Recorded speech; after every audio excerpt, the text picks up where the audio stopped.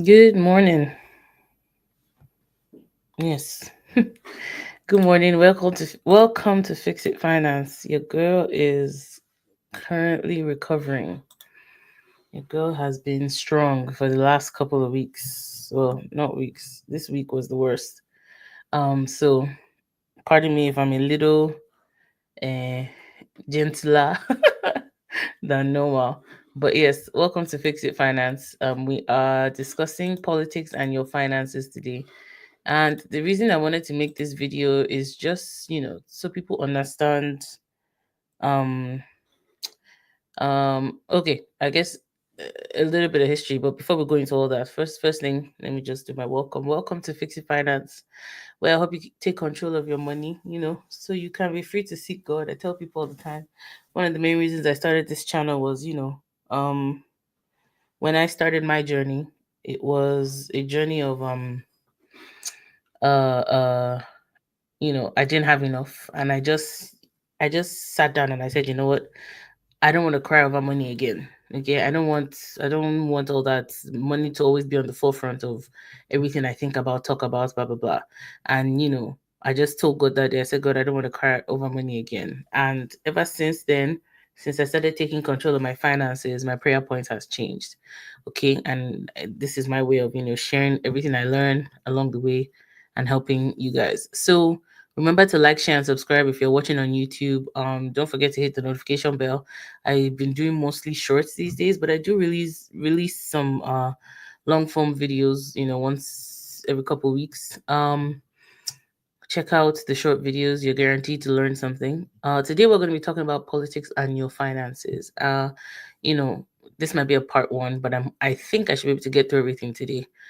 Basically, why you need to understand what is happening politically and start making decisions to set yourself and your family up for success. Okay, because a lot of times, and this is specifically targeted at newcomers, immigrants, and whatnot.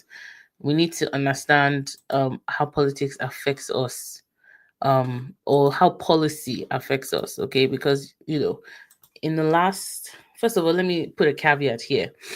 This is not a pro liberal or pro conservative or an anti liberal, anti conservative session. This, whoever you vote for, do you.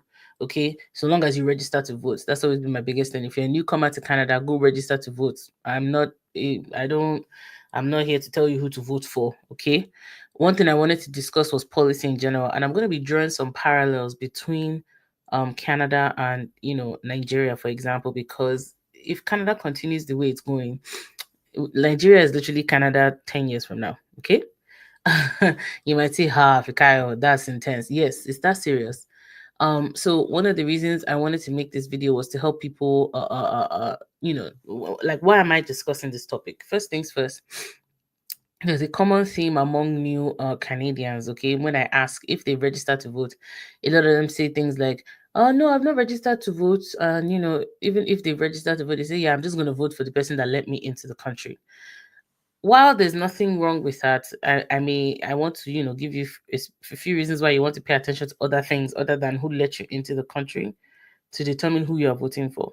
Okay, excuse me. Um, I just want to highlight some key issues happening in politics, how they affect your personal finances, draw some parallels, like I mentioned, with Nigeria, and then go from there. If we're not careful as Canadians, if policy continues the way it's going, we might find ourselves, you know, with the economics of a quote unquote other world country. Okay, and we don't want that as citizens.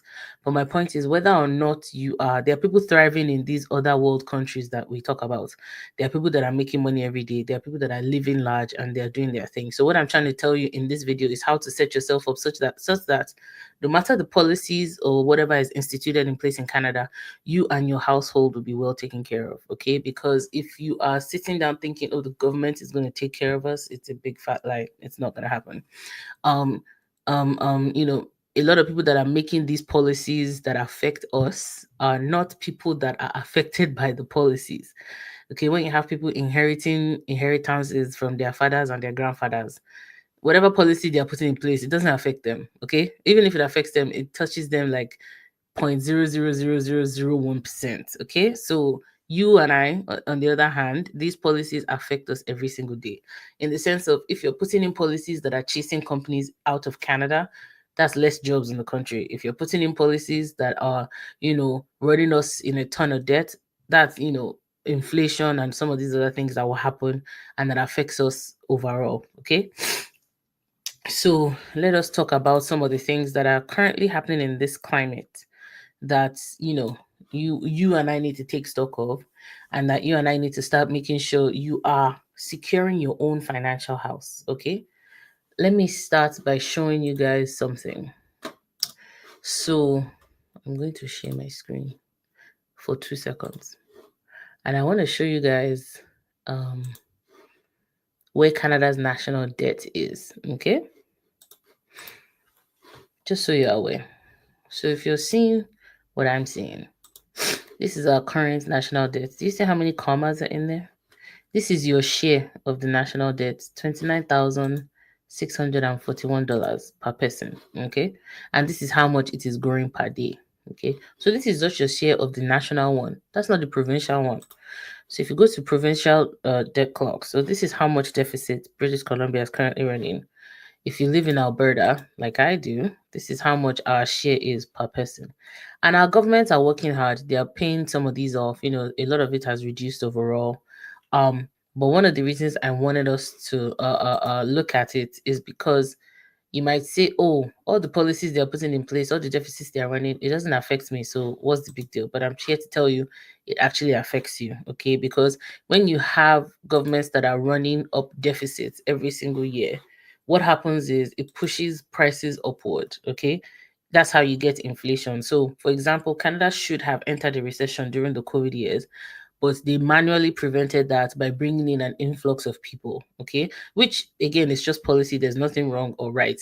And like I mentioned, this video is not about whether it's wrong or right. This video is telling you what you need to do to make sure that you and your household are prepared, such that when the negative effects of these policies start to take place, because again, if you remember in Nigeria during Jonathan years, the Bank of Nigeria, CBN and co, they were shouting that the way these people are spending money, the way you guys are running up deficits, the way you guys are printing money, the future generations are the ones that's going to have to pay for it. And everybody was shouting then, it's okay, keep quiet, let the money flow. Now, Nigeria is going through some of the worst economic climates that even rich people are feeling it. Okay. These are people that have inheritance upon inheritance. Okay. They are feeling it because the prices of things have gone out of hand. Prices of everything has gone out of hand. So what I'm trying to explain is Canada right now is doing the exact same thing, printing money anyhow, what we did during COVID years, running up deficits. Now, I will say our deficit from 2022 was roughly 90 point something billion. Our deficit from 2023 was 35 point something, which is cool. But when you add up all the deficits we've been running over the years, it equals that amount I just showed you on the debt clock. Okay.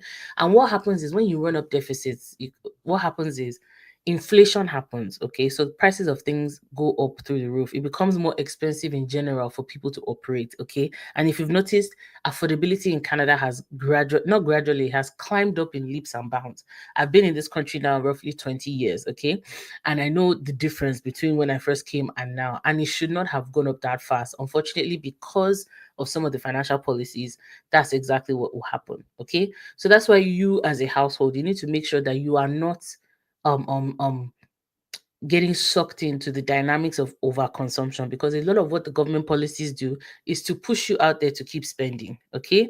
Look at your share of the national debt that I just showed you. It's about $30,000. How many of you today can afford to pay $30,000 without thinking about anything? Not too many people can do that. And that's not the provincial share. For example, if you live in Alberta, that's 17,000.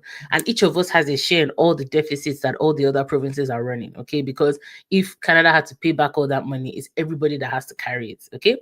So now the government recently announced, a GST holiday and checks of 250,000, which if you follow politics, for example, this was actually not a liberal idea.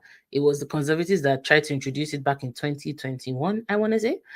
Back then, the liberals thought it was a bad idea, but now all of a sudden it's a good idea, which nothing wrong. The other thing is a lot of people focus on what they're going to get.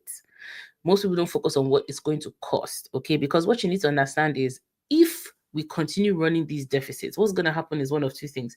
They're going to have to raise taxes, or they're going to have to cut back on programs, or a combination of the two. Okay, so if you're heavily dependent on government programs, you need to make sure you're starting to release yourself from some of those things. Okay, if you are at a income level, okay, whereby you're heavily dependent on government programs, my suggestion to you would be to try and make sure you are getting yourself out of depending on those programs, because if they cut it tomorrow, you will literally be on your own. So what do I mean? For example, the government introduced the program about affordable childcare. So they're trying to make childcare roughly $10 a day, which is amazing. It's affordable. It's great right now. If, however, they cannot pay for that program again tomorrow because they just cannot afford it, now you're going to see costs go from, roughly say $50, $200, $300 that it is today, depending on where you live, to over like 1,000, 1,500 and co. And it's going to be you and your family that have to pay for that, not the government. Okay. So what I'm trying to say is, if they continue this way, they're going to have to do, it's only one of two things. It's like when we talk here on Fixing Finance, I say if you have debt, for example, or if you're struggling financially, you literally have only two levers to pull. One, you increase your income, so you find ways to increase your revenue, increase money that's coming into your account, which for the government is taxes, meaning they will increase taxes on all of us that are on this call, or you decrease your expenses. Okay, you reduce how much you're expending, which means government programs, whatever it is that the government is paying for out there, they will have to reduce how much they're spending. So we need to make sure as individuals, okay, that you yourself are setting yourself up such that should a government program you're depending on ever disappear, you are well in a position to be able to pay for it yourself. Okay. So roughly this particular situation, this whole GST whatever holiday and checks that they want to give out, okay, is going to cost Canadians roughly $6 billion. Okay, that's you and I. It's going to cost us money. Okay, we're already in a deficit of over, like, they've not released the financial information for 2024 yet, but as at 2023 they had a deficit of over 35 billion. The treasury board, or whatever they call themselves, have already told us that for this year the deficit is already well over 40 billion. Okay, so that's in addition to all the 1 point whatever trillion you saw. We're adding more deficit to that. Okay, so what's going to happen is if like I mentioned, if we don't start to fix some of these things, what's going to happen is you and I are going to be the ones that will pay for it. So how much would you do today, for example, if government increased taxes? So your paycheck that's already enough, in Jesus name, now the government decides they're going to increase taxes. Guess where that's coming from? It's coming from us. So you might say, oh, how do we know it's coming from us? I'm going to show you something else. So I've shown you the debt clock, right? Okay, I'm going to show you this just so you can see what is happening. So this is 2023 numbers. Okay, these are government revenues. Do you see where personal income tax is? Almost 50% of what the government is bringing in. Now you might say, oh, the government can increase revenue from all these other areas, but that's not true, because if you increase corporate taxes, then you're going to chase away businesses from Canada, and they don't want to do that because they want businesses to stay here so they can hire people. Okay, you might say, okay, non-resident income tax, how they don't really have too many things that can keep track of, what's really happening there. GST, do you want to really increase GST? And even if you increase this, by how much? For example, they're already taking the 6 billion that they're talking about from this GST line. Okay, so basically what I'm trying to show us today is, if the government is going to manipulate revenue, it's going to be on the personal income tax side, meaning it's you and I that are going to have to pay for it. Okay, these deficits and this money that they're spending anyhow. So you and I really need to start paying attention to what's happening in our own households, as per making sure that we are shoring up against a time when, God forbid, income taxes may go up or government spending will go down. Okay, whatever that looks like. Okay, so because you might say, oh, but the government can just print money, okay, like they did during COVID. So for example, the current government actually doubled our national debt, okay? Because during COVID, they were printing money and whatnot. And again, it was a lever they had to pull. There are a few other levers they could have pulled, but that's the one they chose. And there's nothing wrong with that. For example, we should have entered a recession during COVID, but like I mentioned, part of the way they prevented that recession was by bringing in a lot of people into the country. And then we saw the effect of what that happened with housing prices and homelessness, amongst other things, okay, because infrastructure was not able to keep up with the amount of people that came in. And Canada has always been strategic on how it brings people in. But as you've noticed, those of you that are saying, oh, I'm going to vote for a government because they are the ones that let me into the country, the government that let you into the country, if you came in recently, they've now said, okay, they're not letting anybody else in. Okay. So that's what I'm saying, that you don't want to vote based on that. You want to vote you want to make an informed vote. Okay. So let's keep going.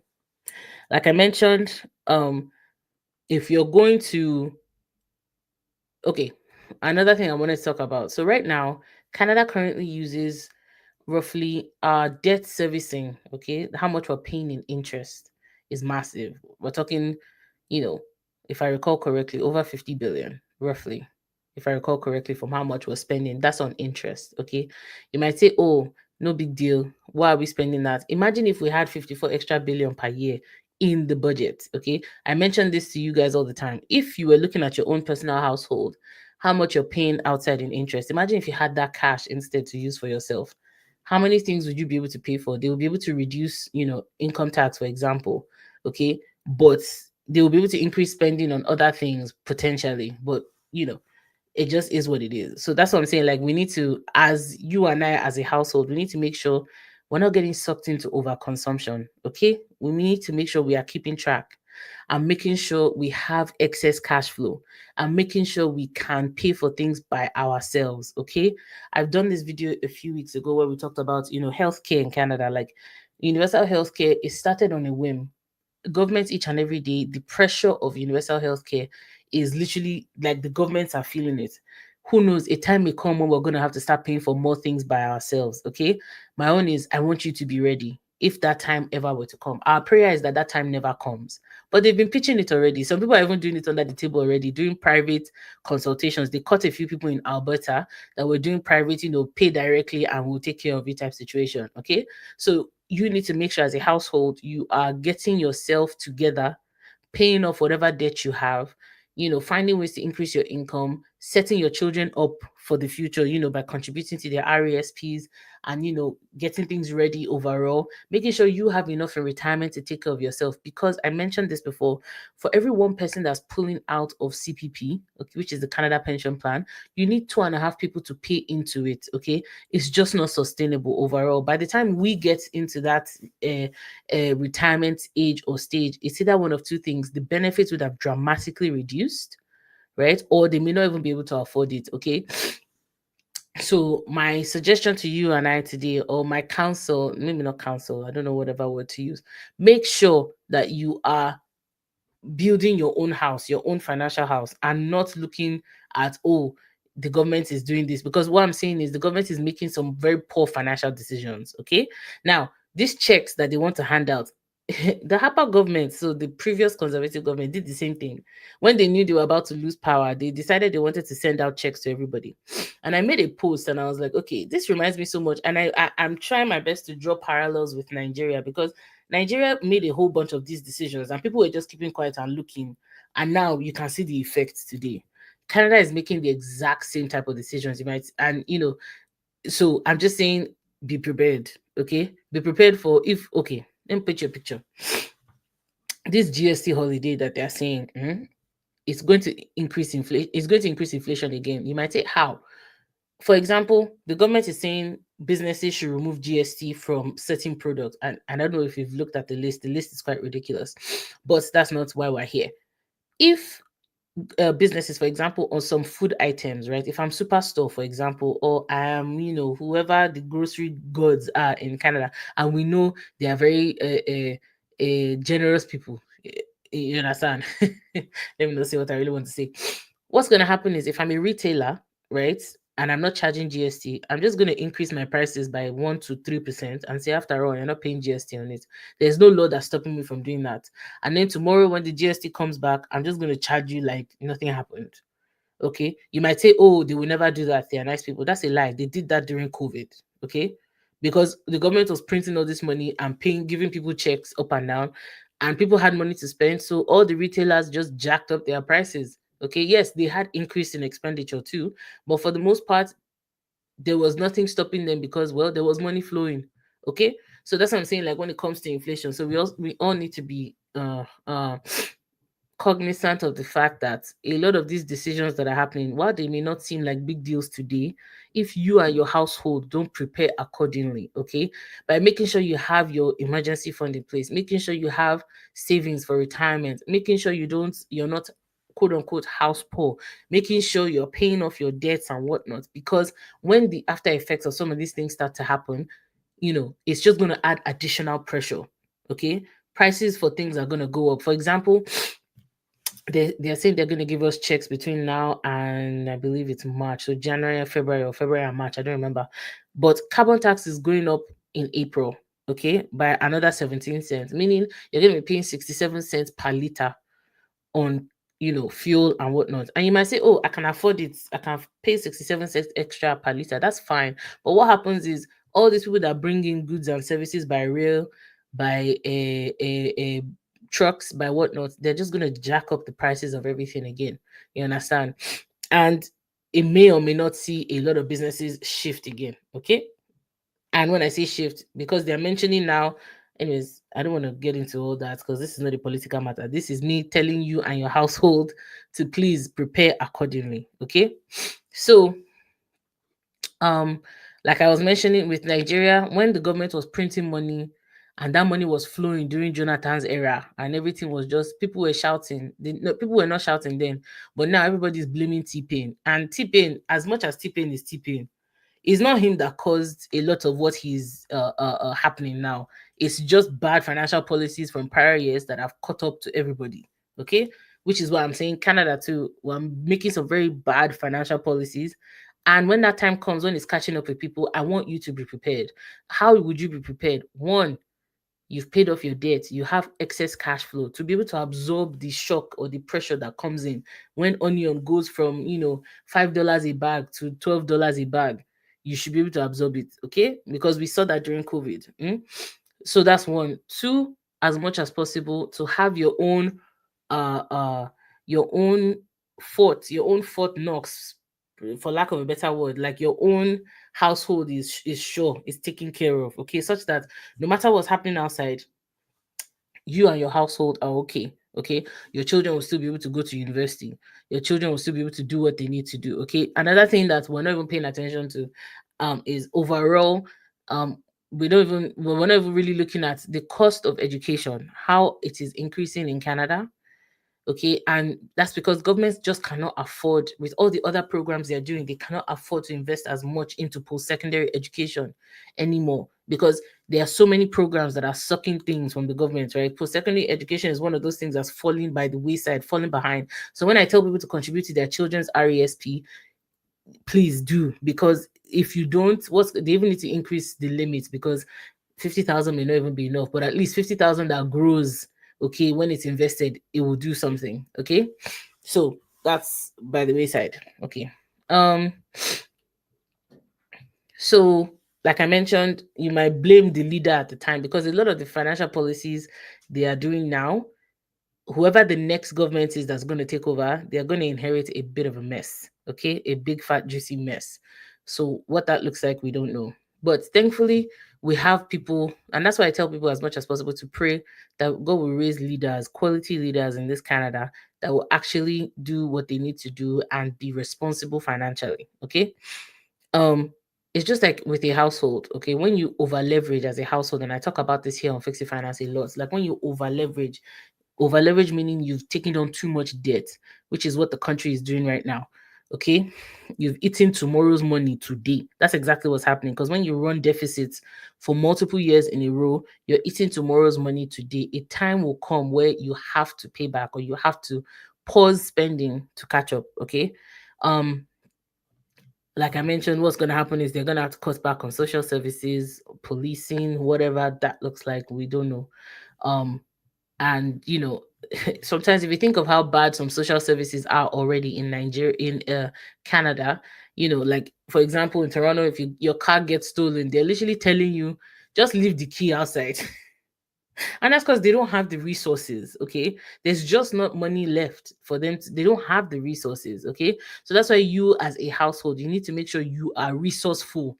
Like you want to make sure you have a lot of resources, because as much as possible, when they start to pull back on some of these government programs, that means you are going to have to start paying for it out of pocket. And if already your pocket is tight, you understand, then you feel way more pressure. Okay. um Let me see what else, which other points do I have here while we wrap up real quick. Like I mentioned, the current government, or some of the things they're doing, it's not going to be them that feels it when they affect, because you need to understand policy. 9 out of 10 times you make policy today, it takes time for the effect to be felt. So like this 6 billion we want to spend on GST holiday and checks, for me, the biggest thing I that they didn't think through is the inflation that's going to come. Like I said, as a retailer, I'm not going to give you the GST break. Yes, I'll remove GST officially, but I'm just going to increase my price because I can. There's no rule that says I cannot. So what you're going to find is, like a lot of people were discovering this Black Friday, some of the ways retailers lie. They will say something is $400. Meanwhile, it was $400 back in June. What they did was they increased it to 600 last month, so they can name it 400 today. Like retailers are not under any legislature or law that says they cannot jack up their prices. And when the government spends like this and is just running deficits and pushing money out there, it just pushes inflation upwards. Okay. um there's so many different things. Like, let's not even talk about like the Canada Post strike and all that. Yeah, we're not going to go into all that.